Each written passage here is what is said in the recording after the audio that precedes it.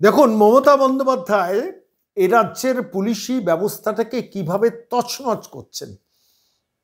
প্রচুর ঘটনা আমাদের কাছে আসে। আজকে এমন একটি ঘটনা নিয়ে আপনাদের কাছে এলাম। TV9 সম্প্রচার করেছে সেই ঘটনাটা। আমার মনে হলো আজকে অবশ্যই নতুন বাংলার দর্শকদের সেটা শোনানোর দরকার। এক যুবকের কাহিনী, কিভাবে বিধাননগর পুলিশ কমিশনারেট বিনা অপরাধে একজন যুবককে কিভাবে শাস্তি দিয়েছিল। মর্মান্তিক।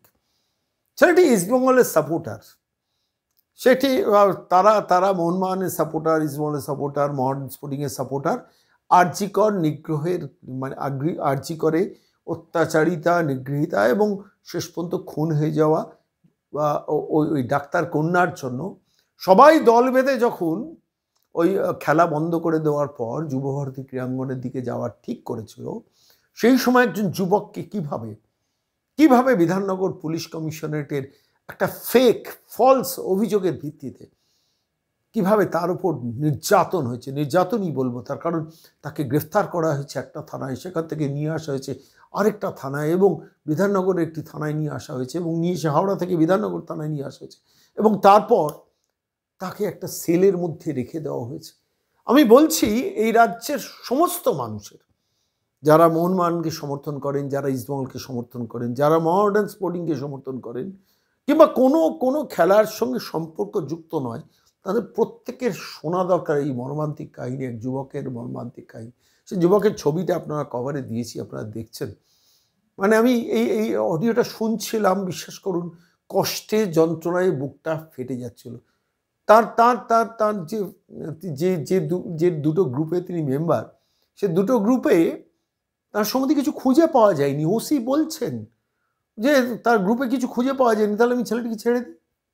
আপনি ভাবুন, আগের দিন সন্ধ্যেবেলা থেকে পরের দিন দুপুর পর্যন্ত এক যুবককে গ্রেফতার করে রেখে দেওয়া হলো। শিক্ষিত যুবক, রুচিশীল যুবক, পড়াশোনা জানা যুবক এবং মধ্যবিত্ত ঘরের এক যুবক, তিনি বিনা অপরাধে কিভাবে গ্রেফতার হয়েছিলেন, তার মর্মান্তিক কাহিনী এই পুরো অডিওটা না শুনলে বুঝতে পারবেন না। বিশ্বাস করুন, কি অত্যাচার করছেন, মানে মমতা বন্দ্যোপাধ্যায় পুলিশ প্রশাসনকে ব্যবহার করে কি করছেন। তারা কি করেছিলেন, উই ওয়ান্ট জাস্টিস বলে যুবভারতীর ক্রীড়াঙ্গনের দিকে যাবেন সিদ্ধান্ত নিয়েছিলেন এবং তারা একটা গ্রুপের মধ্যে নিজেদের মধ্যে কথা চালাচালি করছে। সেই গ্রুপটাকে ইন্টারসেপ্ট করা এবং সেইখানে খুঁজে বার করায় কে মিছিল করবেন, কারা নিয়ে যাচ্ছেন, কতজন লোককে নিয়ে যাচ্ছেন, ধর ব্যাটাকে ধর। তার বাড়িতে কতবার পুলিশ গেছে সেই কাহিনীটা শুনুন। হাওড়া অঞ্চলের সেই যুবকের বাড়িতে কতবার পুলিশ গেছে, under instruction from Bidhannagar police কমিশনারেটের কোনো একটা থানা থেকে। আমি বলছি না, পশ্চিমবঙ্গের বিভিন্ন কুখ্যাত থানার তালিকা আমরা করছি, কিন্তু বিধাননগর পুলিশ কমিশনারেট হচ্ছে কুখ্যাত কমিশনারেট। বারবার সেই তথ্য প্রমাণ বারবার আমরা পাই, বিভিন্ন ক্ষেত্রে পাই। কলতান দাশগুপ্তর ক্ষেত্রেও পেলাম, গতকাল পেয়েছি এবং আজকে এই প্রতিবেদন আপনাদের কাছে পেশ করছি।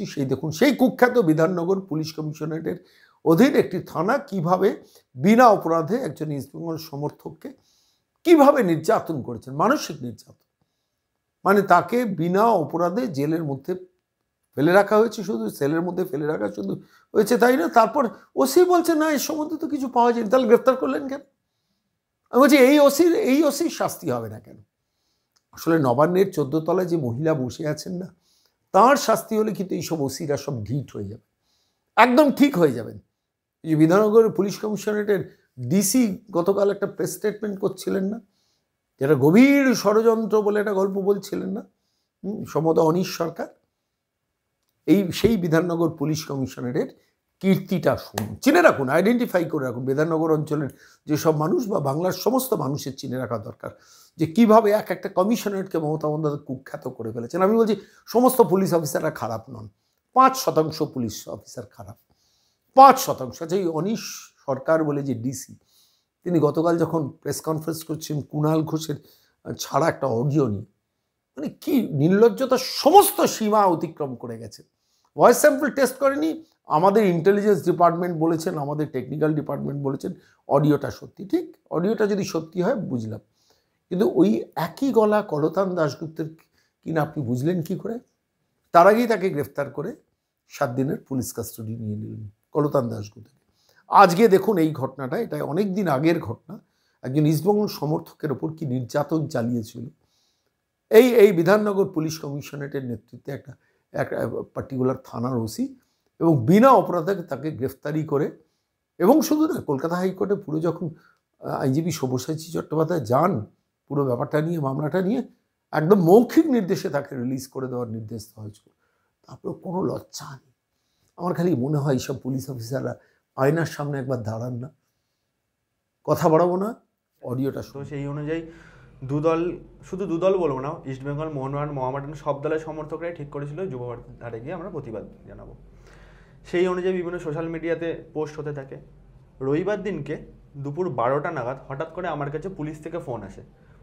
ফোন করে বলে, আমরা বিধাননগর আইটি সেল থেকে বলছি, তোমাকে তোমাদের যে ফেসবুক হোয়াটসঅ্যাপ গ্রুপগুলো রয়েছে সেখানে আমরা বিভিন্ন পোস্ট দেখতে পাচ্ছি যে যেখানে তোমরা যে প্রতিবাদ মিছিল আনছো সেখান থেকে পুলিশের ওপর আক্রমণ হতে পারে। এই কথাটি আমাকে বলে। আমি তখন বলি, স্যার আমরা যে পোস্ট আমি অন্তত দেখেছি সেখানে এরকম কোনো জিনিস আমি দেখিনি যে পুলিশের ওপর আক্রমণ হবে। বলছে না, এটা আমাদের কাছে খবর আছে, তুমি বাড়ি থেকে বেরোবে না বলে ফোন রেখে দেয়। দেন তারপর 5 মিনিট বাদে বারুইপুর থেকে একজন ফোন করে, আমার ট্রু কলারের নাম দেখায় মিস্টার মণ্ডল বলে। তিনি আমাকে বলেন যে দাদা যুবভারতীতে কোথায় যেতে হবে, কখন যেতে হবে। আমি বলি, দাদা আমি জানি না, আপনি যুবভারতী চলে যান, গিয়ে সেখানে কন্ট্যাক্ট করে নেবেন। তার 5 মিনিট বাদে বারুইপুর পিএস থেকে আমার কাছে ফোন আসে। আমাকে বলে যে তুমি 100-150 জনের একটা মিছিল নিয়ে মিছিলের নেতৃত্ব করতে করতে যুবভারতীতে আসবে, এটা আমাদের কাছে খবর আছে, তুমি বাড়ি থেকে বেরোবে না। আমি বলি, স্যার এরকম তো আমি কিছু করিনি। বলছে না, এটা আমাদের কাছে খবর আছে, আমি তোমাকে ওয়ার্ন করছি, তুমি বাড়ি থেকে বেরোবে না। আমি বলি ঠিক আছে। তার আধ ঘন্টা বাদে আমাদের লোকাল বিগার্ডেন থানা থেকে 3 জন স্যার আসেন, এসে আমাকে রীতিমতো থ্রেট করেন এবং তুই তুকারি দিয়ে কথা বলে আমাকে বলেন যে তুই নেতা হয়ে গেছিস, তুই মিছিল বার করছিস। তারপর ওনারা আমার ফ্যামিলির সাথে কথা বলেন, আমার বাবার ডেজিগনেশন জানেন। জানার পর উনি আমাকে বলেন যে এই এরিয়াটা আমাদের এখতিয়ারের ভেতরে নয়, আমরা তোকে কিছু করছি না, তোর এলাকার পুলিশ এসে তোর সাথে কথা বলবে। বলে ওনারা চলে যান। তার আধ ঘন্টা বাদে সাঁতরাগাছি থানা থেকে প্রায় 8-10 জন স্যার আসেন, লেডি পুলিশ সমেত আমার বাড়িতে আসে। এসে উইদাউট কোনো এভিডেন্স, কোনো কাগজ কিচ্ছু না দেখি আমাকে বলেন যে বড়বাবু তোমাকে থানায় ডাকছে, তুমি থানায় চলো। এবং আমার ফ্যামিলিকে বলে আপনারা নিশ্চিন্তে থাকুন, 1 ঘন্টার মধ্যে আমরা ফোন করে ওকে ছেড়ে দেবো। বলে ওনারা আমাকে নিয়ে চলে যান। গাড়িতে আমার কাছে আবার ফোন আসে একটা, আমাকে বলে, পুলিশ বলে তুমি লাউড স্পিকারে কথা বলো। আমাকে বলে যে দাদা কোথায় যেতে হবে যুবভারতীতে, কার সাথে দেখা করতে হবে। আমি তখন ওনাকে পাল্টা প্রশ্ন করি যে আমার নাম্বারটা আপনি কোত্থেকে পেয়েছেন। তখন ফোনের ওপর থেকে আমাকে বলে রাজু বলে একটা ছেলে আমাকে আপনার ফোন নাম্বারটা দিয়েছে। তো পুলিশের কাছে তারপরে আমি জানতে পারি যে ফেসবুকে আমার নাম আর ফোন নাম্বার শেয়ার হয়েছে এবং বলা হয়েছে যে একটা পোস্টে বলা হয়েছে যে আমি মানে ওই মিছিলে যাওয়ার জন্য যদি কারোর সাথে কন্ট্যাক্ট করতে, আমার সাথে সেটা কন্ট্যাক্ট করতে। আপনি এরকম কোনো পোস্ট করেননি, এটা এমনি কেউ পোস্ট করেছে, এটা পুলিশ জানতে পেরে আপনাকে নাকি জানতে পেরেছে এবং সেটা এবার আমাকে নিয়ে যায় সাঁতরাগাছি থানায়। নিয়ে গিয়ে দুপুর 3টে থেকে রাত 12টা অবধি বসিয়ে রাখা হয়, মানে 1 ঘন্টার মধ্যে ছেড়ে দেব বলে দুপুর 3টে থেকে রাত 12টা অবধি বসিয়ে রাখা হয়। বড়বাবু আসেননি, বড়বাবু আসেন রাত 12:10-15 নাগাদ। এসে আমার কাছ থেকে সব শোনে। আপনার পরিবারকে জানানো হয়েছে? আমার পরিবারকে ফোন করা হয়নি, আমার পরিবার বাড়িতে থাকতে না পেরে 1 ঘন্টা বাদে নিজেরা থানায় চলে গেছিল। একবার আমার মায়ের সাথে দেখা করতে দেওয়া হয়েছে, আর একবার আমাকে ফোন করতে দেওয়া হয়েছিল বাড়িতে 8টা-9টা নাগাদ। তারা একবার চলে গেছিল সন্ধ্যেবেলা বাড়ি, আবার এসেছিল। তারপর 12টার সময় যখন বড়বাবু এসে আমার সাথে কথা বলেন, বলার পর আমাকে বলেন তুমি অপেক্ষা করো, আমার বাবার সাথে কথা বলেন। বলে ওনাদের বলেন যে আপনারা বাড়ি চলে যান, আমি ওনার এগেনস্টে কিছু না। আমি তার আগে বড়বাবুকে জিজ্ঞাসা করি, স্যার আমার এগেনস্টে যে পোস্টটা জন্য আমাকে তুলেছেন সেই পোস্টটা স্যার আমাকে যদি কাইন্ডলি দেখান। বড়বাবু আমাকে বলেন তোমার এগেনস্টের পোস্ট আমরা নিজেরাও দেখিনি, আমাকে বিধাননগর থেকে অর্ডার দেওয়া হয়েছে তোমাকে তুলে এখানে কাস্টাডিতে রাখতে। আচ্ছা বলে আমার ফ্যামিলির সাথে কথা বলে এবং বলে যে বিধাননগর থেকে ক্লিন চিট এলে 1 ঘন্টার মধ্যে তোমাকে ছেড়ে দেওয়া হবে, বাড়িতে ফোন করে। আমার বাবা মারা ওই 12:30 নাগাদ বাড়ি চলে যান থানা থেকে। তার মিনিট 10 থেকে 15-এর মধ্যে বিধাননগর থেকে 5-6 জন পুলিশ অফিসার আসেন। এসে আমাকে গাড়ি করে সোজা বিধাননগর সাউথ থানায় নিয়ে আসে, আমার মানিব্যাগ সিজ করে। ফোন তো প্রথম থেকেই পুলিশের কাছে ছিল, আমাকে পুরোপুরি লকআপে ঢুকিয়ে দেন। লকআপে ঢোকানোর পর আমি তখন পুলিশদের যে কনস্টেবলরা ডিউটিতে ছিল তাদেরকে আমি বলি আমার ফ্যামিলির সাথে কন্ট্যাক্ট করতে দিতে, কারণ তারা কেউ জানে না। বলে যে না এখন কিছু হবে না, সকাল 10টার আগে কোনো কিছু করা সম্ভব না যতক্ষণ না স্যাররা আসছেন। আমি যত পুলিশ ওখানে ঘোরাফেরা করছে সবার সাথে বলি, কিছু কনস্টেবল এরকমও কথা আমাকে বলে যে তুই এখন ভেতরে আছিস, ভেতরে থাক, বাইরেরটা আমরা বুঝে নেবো। এবং বলে যে থানা থেকে যোগাযোগ করা হলে যোগাযোগ করা হবে, তার আগে তুই কিছু করতে পারবি না। বলে আমাকে 10টা পর্যন্ত সেলের মধ্যে রাখে এবং 8-9 জন আরও আসামিদের সাথে আমাকে সেলের মধ্যে রাখা হয়।